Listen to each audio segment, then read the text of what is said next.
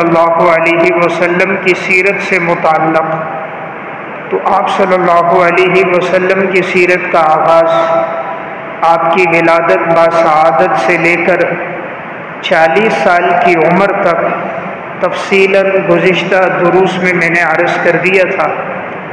آج کے درس میں آپ کی سیرت طیبہ کا تذکرہ 40 سال کی عمر سے لے کر آگے کے چند واقعات کا ذکر ہوگا۔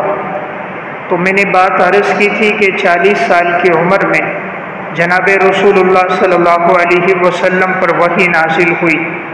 جب سب سے پہلی وحی آپ صلی اللہ علیہ وسلم پر آئی غار حرا میں، تو حضرت جبرائیل امین علیہ الصلاۃ والسلام وحی لے کر آئے۔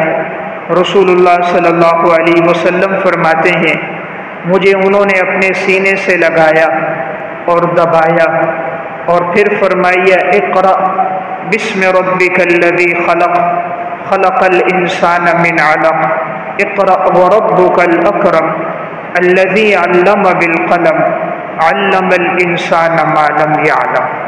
تو یہ ابتدائی 5 آیات اس موقع پر نازل ہوئی۔ تو رسول اللہ صلی اللہ علیہ وسلم جب گھر تشریف لائے تو آپ علیہ الصلوۃ والسلام کے جسم پہ کپکپی طاری تھی، آپ کو بخار کی کیفیت تھی، آپ کا جسم لرز رہا تھا۔ تو جیسے ہی آپ پہنچے حضرت ختیجہ کے پاس تو آپ نے حضرت ختیجہ کو پورا واقعہ سنایا۔ فرمایا لقد خشیت علی نفسی، مجھے اپنے اوپر ڈر لگ رہا ہے کہیں ایسا نہ ہو اس تکلیف کی وجہ سے میرا انتقال نہ ہو جائے، چونکہ وحی کا بوجھ بہت زیادہ ہوتا ہے، خصوصاً جب آپ پر وحی کا نزول ہوتا تھا تو رسول اللہ صلی اللہ علیہ وسلم کی کیفیت تبدیل ہو جاتی تھی۔ ام المومنین حضرت عائشہ رضی اللہ تعالیٰ عنہ فرماتی ہیں سخت سردی کے ایام ہوتے، جب آپ پر وحی نازل ہوتی تو آپ کو پسینہ آ جاتا تھا اور پسینے کے قطرات آپ کی پیشانی مبارک سے ٹپک رہے ہوتے تھے۔ حضرت زید بن ثابت رضی اللہ تعالیٰ عنہ فرماتے ہیں ایک موقع پر آپ صلی اللہ علیہ وسلم پر وحی نازل ہوئی، آپ کی ران مبارک میری ران پر تھی، تو آپ کا جسم مبارک اتنا بھاری ہو گیا مجھے ایسا لگتا تھا کہیں میری ران ٹوٹ نہ جائے۔ تو قرآن کریم کا بہت بوجھ ہے، اسی لیے اللہ نے قرآن میں فرمایا لو انزلنا هذا القرآن على جبل لرأيته خاشعا متصدعا من خشیۃ اللہ، اگر یہ قرآن ہم پہاڑ پہ نازل کرتے تو وہ پہاڑ اللہ کے خوف سے ریزہ ریزہ ہو جاتا۔ تو جب آپ علیہ السلام پر وحی نازل ہوتی تو آپ کی کیفیت بدل جاتی۔ اب چونکہ پہلی مرتبہ وحی کا نزول ہو رہا ہے، اس سے پہلے 40 سال کے عرصے میں اب تک چونکہ وحی کا نزول نہیں تھا، آغاز تھا، جبرائیل امین کو اپنی اصلی صورت میں دیکھا تھا، اس لیے آپ علیہ السلام کی کیفیت بدل گئی تھی۔ جب گھر آئے اپنی گھر والی اور رفیقہ حیات حضرت ختیجہ رضی اللہ تعالیٰ عنہ کو واقعہ سنایا تو حضرت ختیجہ رضی اللہ تعالیٰ عنہ نے آپ کو تسلی دی اور فرمایا کلا واللہ لا یخزیک اللہ ابدا، ہرگز نہیں، اللہ کی قسم اللہ آپ کو کبھی رسوا نہیں کرے گا۔ انک لتصل الرحم، یقیناً آپ صلہ رحمی کرتے ہو، وتصدق الحدیث، ہمیشہ سچ بولتے ہو، وتحمل الکل، آپ ناداروں کا بوجھ اٹھاتے ہو، جو تکلیف میں ہو، پریشانی میں ہو، مصیبت میں ہو، آپ ان کا بوجھ اٹھاتے ہو، ان کی مدد کرتے ہو۔ وتکسب المعدوم، کوئی ضرورت مند ہو، فقیر ہو، تنگ دست ہو، آپ اس کے ساتھ تعاون کرتے ہو۔ وتقری الضیف، آپ مہمان نوازی کرتے ہو۔ وتعین علی نوائب الحق، اور جب کوئی حوادث پیش آئیں تو آپ لوگوں کی مدد کرتے ہو، اس لیے اللہ آپ کو رسوا نہیں کرے گا۔ تو دیکھیں یہ رفیقہ حیات تھیں جنہوں نے سب سے پہلے تسلی بھی دی ہے، اور سب سے پہلے عورتوں میں ایمان لانے والی بھی حضرت ختیجہ رضی اللہ تعالیٰ عنہ تھی۔ تسلی دینے کے بعد حضرت ختیجہ رسول اللہ صلی اللہ علیہ وسلم کو ورقہ ابن نوفل کے پاس لے کر گئیں۔ یہ انجیل کے ایک بہت بڑے عالم تھے اس دور کے، تو حضرت ختیجہ نے چاہا کہ ان سے بھی تسلی ہو جائے، تو ورقہ ابن نوفل کے پاس پہنچی اور ان سے جا کر کہا یا ابن عمی اسمع من ابن اخی کا، کہ آپ اپنے بھتیجے کی بات سنیے کہ وہ کیا فرما رہے ہیں۔ ورقہ ابن نوفل نے آپ صلی اللہ علیہ وسلم سے فرمایا یا ابن اخی ماذا ترى، بھتیجے آپ نے کیا دیکھا ہے؟ فاخبرہ رسول اللہ صلی اللہ علیہ وسلم خبر ما رأى، رسول اللہ صلی اللہ علیہ وسلم نے جو دیکھا تھا وہ آپ نے بتا دیا۔ ورقہ نے فرمایا ھذا الناموس الذی انزلہ اللہ علی موسیٰ، یہی وہ رازدان ہے جو موسیٰ علیہ السلام پر بھی نازل ہوتے تھے، یعنی یہ جبرائیل امین ہے جو موسیٰ علیہ السلام پر بھی وحی لاتے تھے۔ یا لیتنی فیہا جزعا، یا لیتنی اکون حیا اذ یخرجک قومک، کاش میں طاقتور ہوتا اور میں اس وقت موجود ہوتا جب آپ کی قوم آپ کو نکال دے گی۔ آپ صلی اللہ علیہ وسلم نے فرمایا او مخرجیہم، کیا میری قوم کے لوگ مجھے نکال دیں گے؟ یعنی جس قوم میں میری زندگی گزری تو میرا قبیلہ، میرا خاندان میرا دشمن ہو جائے گا، کیا وہ مجھے اپنے قبیلے، خاندان، علاقے سے نکال دیں گے؟ تو ورقہ نے کہا لم یأت رجل قط بمثل ما جئت به الا عودی، نہیں کوئی شخص مگر جب بھی کوئی ہدایت کی بات لے کر آیا تو لوگ اس کے دشمن ہو گئے، اور انہوں نے ان کے ساتھ ایسا ہی کیا کہ انہیں علاقے سے نکال دیا۔ وَإِن يُدْرِكُنِي يَوْمُكَ أَنْصُرُكَ نَصْرًا مُعَزَّزًا، اگر میں زندہ رہا، میں موجود رہا تو انشاءاللہ میں آپ کی مدد کروں گا، بھرپور انداز سے آپ کی مدد کروں گا۔ لیکن ثم لم ينشب ورقہ ان توفی، پھر ورقہ چند دن ٹھہرا تھا کہ ورقہ کا انتقال ہو گیا۔ تو بہرحال ورقہ کو آپ صلی اللہ علیہ وسلم کی نبوت کے بعد اس کی زندگی نہیں تھی کہ وہ باقاعدہ حضور پر ایمان لے کر آتا، لیکن ورقہ کی زندگی جو گزری ہے وہ توحید پر گزری، کبھی اس نے شرک نہیں کیا اور کبھی بت پرستی نہیں کی، بلکہ عبادت، اطاعت میں، ریاضت میں اس نے اپنی زندگی گزاری ہے۔ تو آپ علیہ السلام کو انہوں نے بڑی تسلی دی، یہاں تک فرمایا کہ اگر میں جوان ہوا اور میں اس وقت موجود ہوا، کاش میرے جسم میں اتنی طاقت ہوئی تو میں آپ کے ساتھ مکمل کھڑا رہوں گا، آپ کا دفاع کروں گا۔ تو بہرحال یہ آپ صلی اللہ علیہ وسلم پر سب سے پہلی وحی نازل ہو گئی۔ وحی کے نزول کے بعد حضرت ختیجہ رضی اللہ تعالیٰ عنہ نے آپ صلی اللہ علیہ وسلم کو تسلی دی۔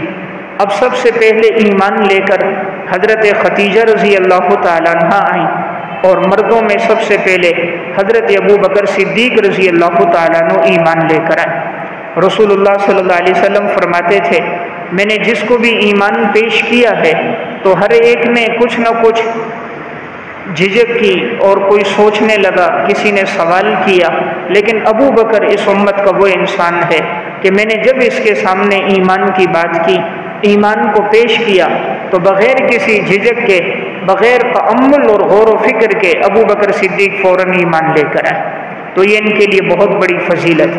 پھر حضرت صدیق اکبر جب ایمان لے کر آئے تو دعوت کے لیے باہر گئے، دیگر لوگوں کو بھی دعوت دی، اور ان کی دعوت پر کبار صحابہ ایمان لے کر آئے، جیسے حضرت عثمان بن عفان، حضرت سعد بن ابی وقاص، حضرت عبد الرحمن ابن عوف، حضرت طلحہ بن عبید اللہ۔ تو بڑے جلیل القدر صحابہ ان کی دعوت پر ایمان لے کر آئیں۔ تو اس میں ہمارے لیے بھی پیغام ہے کہ انسان خود بھی دین قبول کرے، لوگوں کو بھی دین کی دعوت دے۔ ہم نے دین قبول کی، عرصہ گزر گیا، ہماری دعوت پر کوئی ایمان نہیں لایا، ہم نے تو کسی غیر مسلم کو اسلام کی دعوت نہیں دی، کسی مسلمان کو بھی کبھی دعوت نہیں دی، اس میں بھی ہم بہت پیچھے رہ جاتے ہیں۔ حالانکہ اصل چیز یہ کہ انسان خود بھی ہدایت پر ہو، لوگوں کو بھی خیر کی دعوت دے۔ پھر بچوں میں حضرت زید بن حارثہ ایمان لے کر آئے جو غلاموں میں سے تھے، اور بچوں میں حضرت علی رضی اللہ تعالیٰ عنہ ایمان لائے۔ حضرت زید کون تھے؟ حضرت زید حقیقت میں ان کو کسی نے چوری کرنے کے بعد فروخت کر دیا تھا۔ فروخت ہوتے ہوتے حضرت حکیم بن حزام نے ان کو خریدا، پھر انہوں نے اپنی پھوپھی حضرت ختیجہ رضی اللہ تعالیٰ عنہ کو ہدیے میں دیا۔ حضرت ختیجہ کا جب رسول اللہ صلی اللہ علیہ وسلم سے نکاح ہوا تو انہوں نے خدمت کے لیے حضرت زید آپ صلی اللہ علیہ وسلم کو دے دیے۔ تو حضرت زید حضور کے گھر میں ہوتے تھے، وہیں پرورش ہوئی، اور آپ علیہ السلام پر یہ سب سے پہلے ایمان لانے والے ہیں غلاموں میں سے۔ لیکن ان کو حضور سے ایسی عقیدت اور محبت تھی کہ جب ان کے والد اور ان کے چچا ان کو تلاش کر رہے تھے کہ زید چونکہ بچپن میں لاپتہ ہو گئے، پھر فروخت ہوتے گئے، ایک عرصہ گزر گیا، والد نے بیٹے کو نہیں دیکھا تھا، چچاؤں نے بھتیجے کو نہیں دیکھا تھا، یہاں تک کہ خبر ملی کہ ان کا یہ بیٹا آپ صلی اللہ علیہ وسلم کے پاس مکہ میں ہے، تو ان کے والد، چچا، دیگر عزیز و اقارب آئے، رسول اللہ صلی اللہ علیہ وسلم سے ملے اور فرمایا کہ یہ ہمارا بیٹا آپ کے پاس ہے، آپ جتنی رقم ہم سے لینا چاہو لے لو اور یہ ہمارے سپرد کر دو تاکہ یہ ہم اپنے بیٹے کو ساتھ لے کر جائیں۔ تو انہوں نے بیٹے کو بھی کہا بیٹا تم یہاں غلامی کی زندگی میں ہو، ہمارے ساتھ چلو، تم آزاد ہو جاؤ گے۔ تو ایک عرصے کے بعد باپ بیٹے کی آپس میں ملاقات ہوئی تھی۔ جب ایک عرصہ گزر جائے پھر انسان اپنے والد کو دیکھے تو اس وقت کیفیت بدلی بھی ہوتی ہے، لیکن کیا محبت تھی حضرت زید کی۔ رسول اللہ صلی اللہ علیہ وسلم نے زید سے کہا زید اگر تم جانا چاہو تو میں تمہیں روکوں گا نہیں، اور اگر تم نہ جانا چاہو میں زبردستی نہیں کروں گا۔ آپ علیہ السلام نے ان کے والد سے بھی کہا حضرت زید کے کہ اگر یہ جائیں تو میں کوئی معاوضہ نہیں لیتا تم سے، یہ تمہارے ساتھ جائے، لیکن اگر یہ ٹھہرنا چاہے تو میں اس پر جبر نہیں کروں گا۔ حضرت زید ایک نظر اپنے والد کو دیکھتے تھے، ایک نظر جناب رسول اللہ صلی اللہ علیہ وسلم کو دیکھتے تھے۔ ایک طرف والد کی محبت تھی، خاندان تھا، قبیلہ تھا، رشتہ داریاں تھیں، ماں باپ تھے، ایک طرف جناب رسول اللہ صلی اللہ علیہ وسلم تھے۔ تو وہ آئے اور حضور کے قریب آ کر بیٹھ گئے، فرمایا یا رسول اللہ میں آپ کے ساتھ رہوں گا۔ رسول اللہ صلی اللہ علیہ وسلم بڑے خوش ہو گئے، آپ نے ہاتھ پکڑا اور لے کر آئے، بیت اللہ کے قریب آئے اور آپ نے فرمایا آج کے بعد یہ زید بن حارثہ نہیں ہوگا، زید بن محمد ہوگا، اس کو تم زید بن محمد کہو، آج کے بعد یہ میرا بیٹا ہے۔ تو حضور نے ان کو اپنا منہ بولا بیٹا بنا دیا کہ انہوں نے میری خاطر اتنی قربانی دی، تو امام الانبیاء نے بھی ان کو اپنا منہ بولا بیٹا بنا دیا۔ یعنی ان کی تعظیم اسی طرح جیسے ایک بیٹے کی تعظیم اور عظمت ہوتی ہے۔ باقی پھر ان کا نکاح حضرت زینب بنت جحش رضی اللہ تعالیٰ عنہ سے ہوا تھا، لیکن آپس میں نباہ نہ ہو سکا۔ جب طلاق ہو گئی تو پھر اللہ رب العزت نے آپ صلی اللہ علیہ وسلم کا نکاح حضرت زینب بنت جحش سے کیا اور اس رسم کو ختم کر دیا کہ منہ بولے بیٹے کی بیوی سے نکاح کو لوگ ناجائز سمجھتے تھے، تو اسلام نے بتایا کہ منہ بولے بیٹے کی بیوی سے نکاح جائز ہے۔ سلبی بیٹا، حقیقی بیٹا، اس کی بیوی سے نکاح نہیں کر سکتے، لیکن اگر کوئی منہ بولا بیٹا ہو، اس کی بیوی سے کسی نے نکاح کیا تو وہ کیا جا سکتا ہے۔ تو اس رسم کو اسلام نے توڑ دیا۔ تو بہرحال میں عرض کر رہا تھا، غلاموں میں یہ حضرت زید لائے، بچوں میں حضرت علی رضی اللہ تعالیٰ عنہ ایمان لے کر آ گئے۔ پھر اس کے بعد سعد بن ابی وقاص سے ایمان لائے۔ ان کے ایمان کا سبب بنا انہوں نے خواب دیکھا ایک خوبصورت چاند ہے اور اس چاند کی پیروی کر رہے ہیں، پیچھے چل رہے ہیں، حضرت علی ہیں، حضرت زید ہیں، حضرت ابو بکر صدیق ہیں۔ تو یہ صبح اٹھے، جب صدیق اکبر نے ان کو دعوت دی، ان کے سامنے وہی خواب تھا کہ یہ چاند روشن ہدایت کا چاند ہے اور وہ چاند جناب رسول اللہ صلی اللہ علیہ وسلم ہے۔ تو سعد بن ابی وقاص بھی ایمان لے کر آ گئے۔ اسی طرح حضرت طلحہ رضی اللہ تعالیٰ عنہ ابتدا میں اسلام لے کر آئے۔ ان کے اسلام کا سبب یہ بنا، ایک دفعہ یہ ہجرت کے لیے، ایک دفعہ شام تجارت کے لیے گئے۔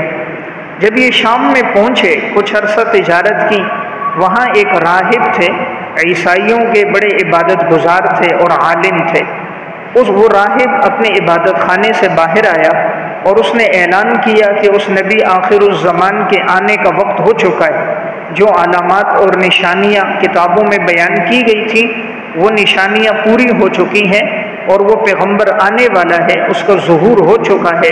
تو اگر کوئی اس کا زمانہ پائے تو وہ اس پر ایمان لے کر آئے اور اس کا ظہور مکہ میں ہوگا۔ تو جب اس نے یہ نشانیاں بیان کی تو حضرت طلحہ نے یہ سب سنی۔ جب واپس آئے، رسول اللہ صلی اللہ علیہ وسلم کی طرف سے اعلان ہوا تو حضرت طلحہ بھی اس موقع پر ایمان لے کر آ گئے۔ اسی طرح ابتدا میں ایمان لانے والے صحابہ میں حضرت ابو ذر غفاری رضی اللہ تعالیٰ عنہ بھی تھے۔ ان کا واقعہ صحیح بخاری میں ہے۔ حضرت ابو ذر غفاری کہتے ہیں جب مجھے ابتدا میں پتہ چلا کہ ایک شخص نے نبوت کا دعویٰ کیا ہے مکہ میں، تو میں نے اپنے بھائی کو بھیجا، ان کے بھائی تھے اونیس، کہ تم جاؤ اور خبر لے کر آؤ کہ وہ نبی کون ہے، کس قبیلے اور خاندان کے ہیں، اور کیا دعوت لے کر آئیں۔ حضرت ابو ذر غفاری کے بھائی آئے اور آ کر آپ صلی اللہ علیہ وسلم سے ملے، تو جب یہ واپس گئے تو انہوں نے کہا وہ نیکی کی دعوت دیتے ہیں، بھلائی کا حکم دیتے ہیں، بت پرستی سے، جھوٹ سے منع کرتے ہیں۔ ابو ذر غفاری فرماتے ہیں میں نے یہ بات سنی تو مجھے تسلی تو ہوئی لیکن مکمل نہیں ہوئی، تو میں نے کہا یہ مکمل خبر لے کر نہیں آئے، میں خود جاتا ہوں اور اس پیغمبر سے جا کر ملتا ہوں۔ حضرت ابو ذر غفاری رضی اللہ تعالیٰ عنہ مکہ آئے۔ اب یہ کسی سے کہہ نہیں سکتے تھے، اسلام کا بالکل آغاز تھا، ابتدائی دور تھا، اس وقت مکہ میں مشرکین کا غلبہ تھا۔ اگر کسی سے یہ کہا جاتا کہ محمد سے ملنا ہے تو لوگ فوراً ہی اس کو مارنا شروع کر دیتے، برا بھلا کہتے، مقابلے میں آ جاتے۔ اس لیے انہوں نے کسی سے کچھ کہا نہیں، پورا دن بیت اللہ میں ٹھہرے رہے، انتظار میں تھے کہ وہ پیغمبر آخر الزمان کون سا ہے کہ میں دیکھوں ایمان لاؤں، لیکن پورا دن گزر گیا، کسی سے پوچھا نہیں۔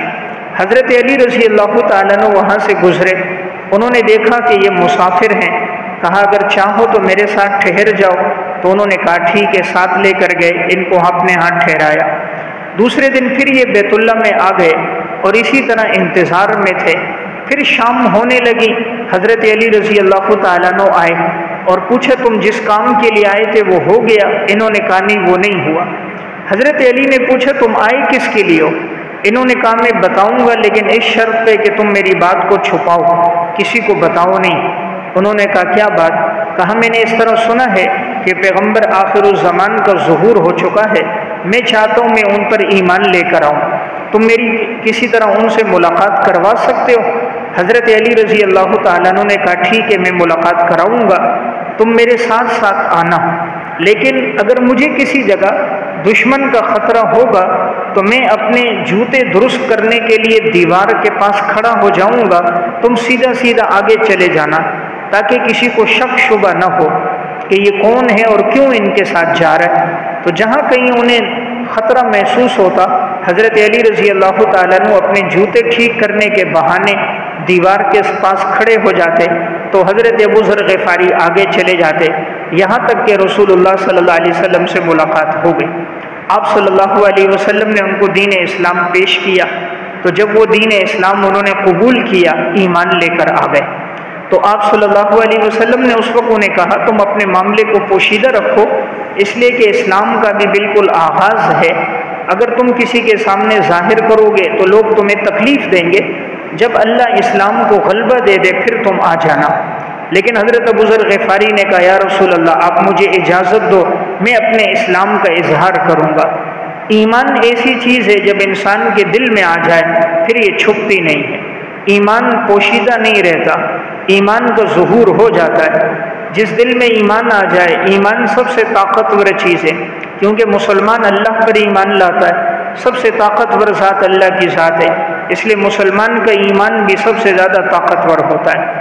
مشرک چونکہ بتوں پر ایمان لاتا ہے تو بتوں کی حیثیت کوئی نہیں، تو ضعف الطالب والمطلوب ہے، مومن کا ایمان اللہ پر ہوتا ہے، اس لیے ایمان کے آنے کے بعد انسان کسی سے خوفزدہ نہیں ہوتا۔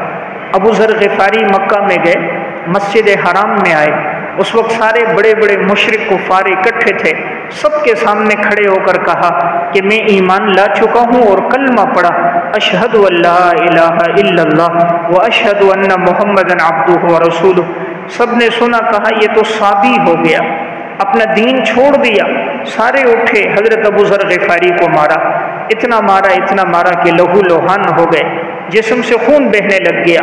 اتنے میں حضرت عباس آئے اور حضرت ابو ذر غفاری کے اوپر آ کر لیٹ گئے، لوگوں سے کہا اللہ کے بندو تم کیا کرنا چاہ رہے ہو؟ اگر تم نے ان کو مار دیا تو ان کے قبیلے کے لوگ تو تمہیں نہیں چھوڑیں گے، تمہاری جو تجارت ہوتی ہے اسی جگہ سے ہوتی ہے، وہیں سے غفار قبیلے کے پاس سے تمہارے قافلے آتے ہیں، اگر یہ مارے گئے تو ان کے قبیلے کے لوگ بدلہ لیں گے، تمہارے تجارت کے قافلوں کو روک دیں گے، تمہاری آمد و رفت بند ہو جائے گی۔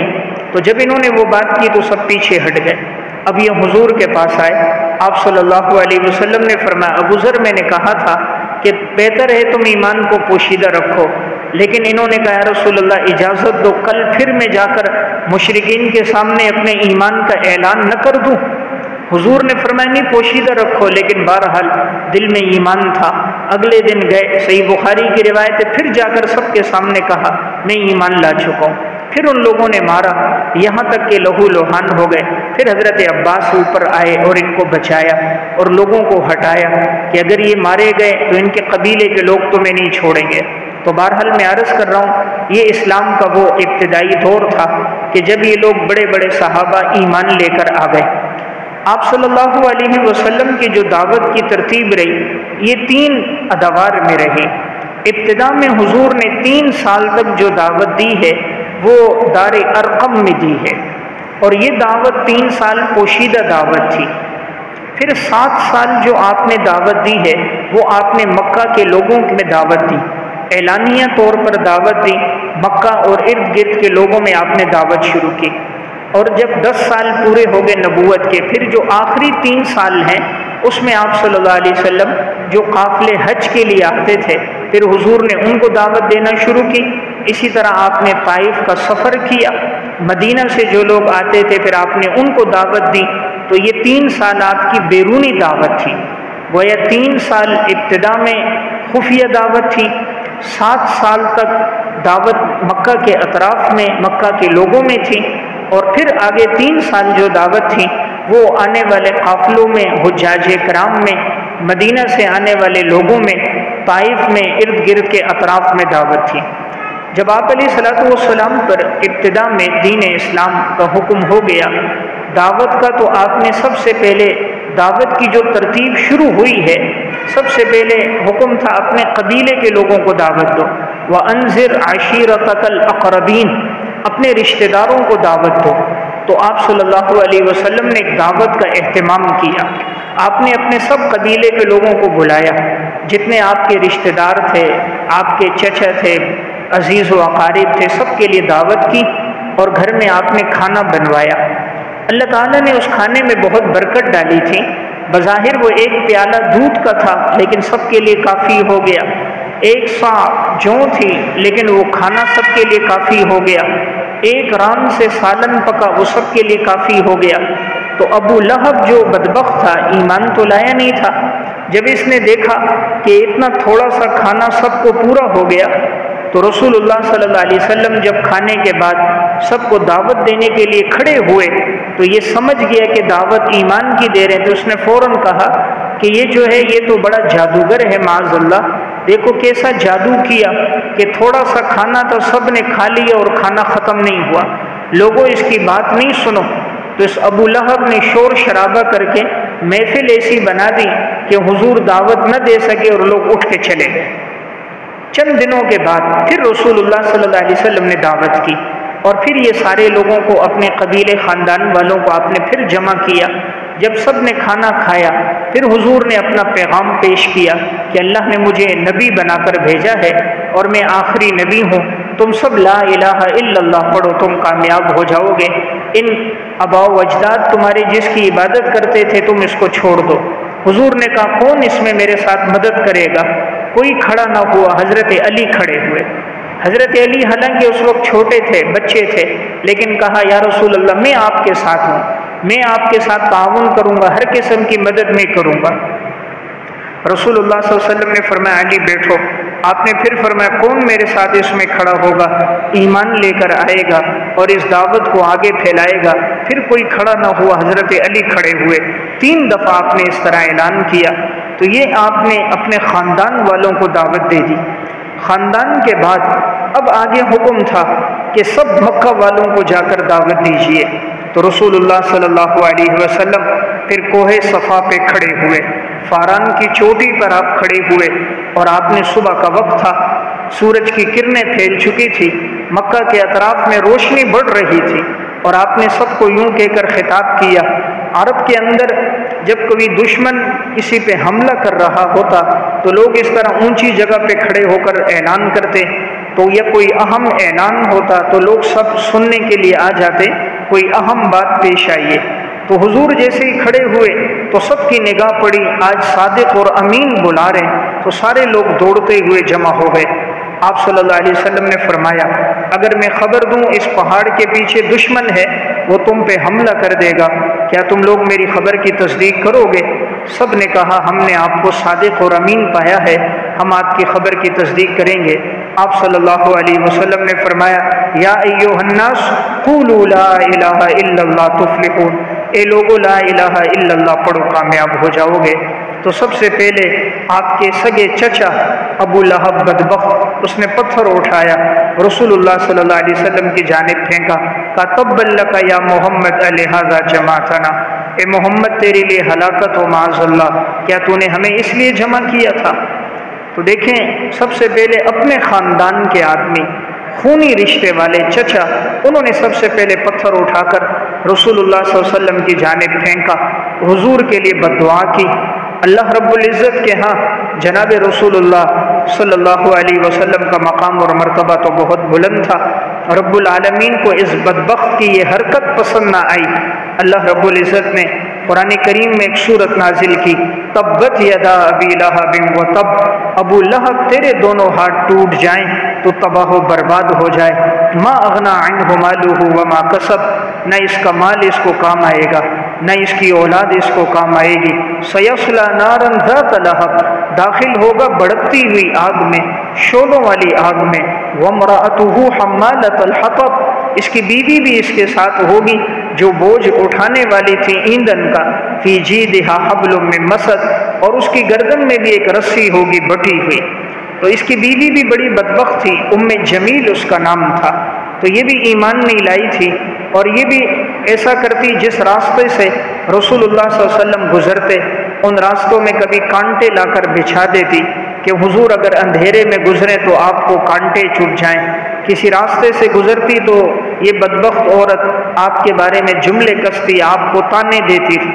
ایک دفعہ رسول اللہ صلی اللہ علیہ وسلم حضرت صدیق اکبر کے ساتھ بیٹھے تھے تو ابو لہب کی یہ بیوی بدبخت آئی، مقصد اس کا تھا کہ حضور کو نازیبہ جملے کہوں، آپ علیہ الصلوۃ والسلام کی معاذ اللہ عزت نفس کو مجروح کروں۔ حضرت صدیق اکبر نے کہا یا رسول اللہ یہ بدبخت عورت آ رہی ہے، آپ نے فرمایا یہ مجھے نہیں دیکھ سکتی۔